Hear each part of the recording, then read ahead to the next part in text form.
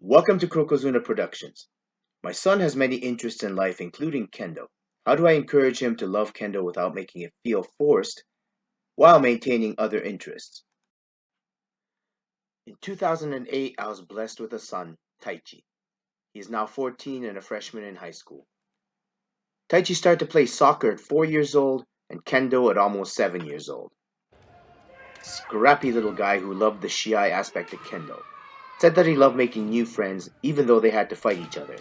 Many are still his friends today. 2018 Junior Nationals in Huntington Beach, California. Freak locker room accident. Metal door opens and cuts his foot open. 23 stitches. Derailed soccer season in Kendo for a long time. Broke me for a while too. Despite this, attends all his soccer practices and makes his return. Eventually moves up to Michigan Premier League, where he is now a team captain. Took a while to get back to where he was in Kendo. Did return to Junior Nationals in 2019. Mainly practicing between soccer seasons at this point, so although fit, was a challenge to keep him sharp. Meanwhile, became very accomplished at soccer and was freshman varsity this year. I felt that the injury made his Kendo defensive and he picked up some bad habits. It also caused him to not keep his left foot straight and drag it. In hindsight, I could have done things differently. Soccer still takes up a lot of his time, but he tells me that he loves competing in Kendo, and that's really all I can ask for. Never pushed him to do Kendo, and believe that is why he still loves Kendo. He is a man of many interests, so balancing his Kendo training has been difficult. Thankfully, he's back to striking men a lot on the attack, like he did as a U9. Working hard on that left foot control and not letting it drag. Many high-level sensei have pointed this out, so he's been working hard on it, though he still relies on blocking a lot. When he is in the dojo, I do a lot of physical drills with him, but I try to spend the time more efficiently by honing his skills, as a soccer takes care of a lot of the fitness, making sure that his hits are precise and that he is finishing each strike, and he also does ask to do a lot of waza practice. As you can see, even at this age, his attention span is all over the place. To his credit, though, Taichi is a very knowledgeable Kendo player. Will probably be a good coach at both Kendo and soccer. Someday. Sorry, this footage of us is not the greatest as it was on a tripod.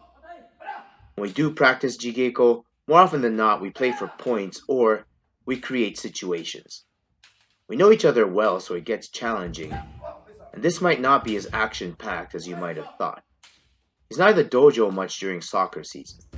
As I said before, I try to keep a balance in his life and not force Kendo on him. I don't want him to love Kendo just because I do.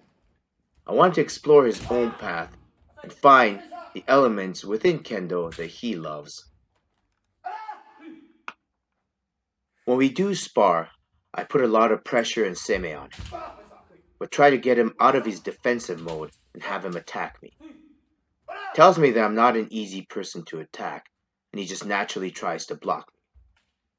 This is where I try to tell him that it doesn't matter, get that out of his head, and to continue to be on the offensive. He does come in and give me some stiff shoves, which I also encourage. He's becoming very physically strong, but has not yet learned to use it efficiently in his Kendo. Even watching this myself, I can see that he has a lot of basic issues that he needs to work on. However, if he has taught me anything in life, and in Kendo, is that patience always pays off. Anytime I've had doubts about him, or I've gotten impatient with him, he always just seems to come around. Even when I thought his interest in Kendo was dropping, he'll suddenly, out of the blue, ask to drive 12 hours to a Kendo tournament.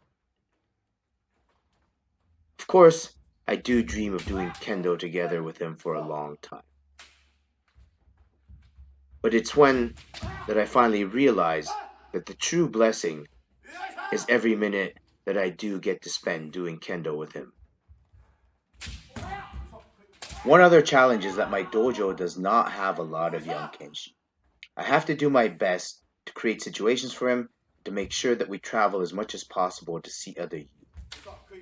It is a credit to him that he perseveres, and why I think he does value the friends he has at other dojos. Those of you who know me, I'm very passionate about training young Kendo players, and I really hope that some of my insights on this channel can be helpful.